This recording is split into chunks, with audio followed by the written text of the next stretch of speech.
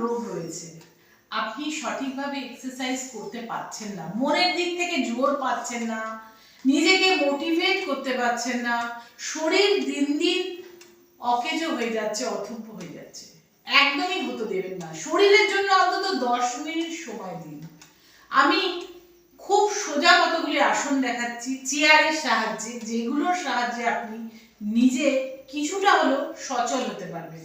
যাদের হাঁটুর প্রবলেম রয়েছে, হাঁটুতে খুব ব্যথা, তারা কি করবেন, পাটাকে এই হাত দিয়ে ধরে ধীরে ধীরে উপরের দিকে তুলুন, অপর হাত কিন্তু আমি এই হাঁটুর উপরই রাখছি, শ্বাস নেব ছাড়ব, ধীরে ধীরে করার চেষ্টা করুন। এটাকে বলছে কিং আর্থার পোজ, ভীষণ উপকারী আর্থারাইটিসের জন্য, হাঁটুর ব্যথার জন্য।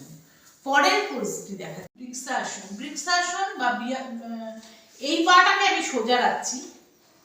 বৃক্ষাসনে কি করি আমরা, এক পা সোজা রাখি, আর এক পাকে বেঁকিয়ে, হাঁটুটাকে আমরা বেঁকিয়ে দিই।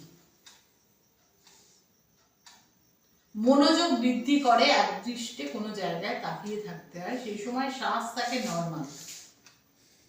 বৃক্ষাসন। বদ্ধ কোন আসন দেখে নিন, চেয়ারে বসেই আমি করছি, খুব সোজা প্রসেসে। এটা কিন্তু আর্থারাইটিসের জন্য উপকারী, যাদের ইউট্রাসের প্রবলেম আছে, পিরিয়ডের সমস্যা আছে, তাদের পক্ষে ভীষণ উপকারী। এইভাবে পাকে রেখে দিন বেশ কিছুক্ষণ, শ্বাস নেবেন এবং ছাড়বেন দ্রুত গতিতে, নর্মাল।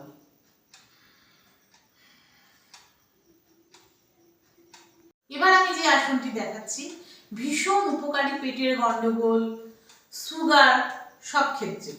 পেটের পোর্শনে চাপ পড়বে, এক পাকে তুলে ভাঁজ করছি, পেটের দিকে হাত দিয়ে চেপে নিয়ে আসছি, শ্বাস নেব ছাড়বো, নর্মাল।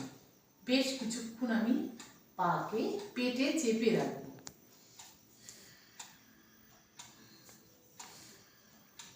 এক পা করলেই দ্বিতীয় পা কিন্তু অবশ্যই করবেন, দিনে অন্তত 20 বার করুন, ভীষণ আরাম পাবেন, কোমর ফ্লেক্সিবল হবে, শরীর হালকা লাগবে।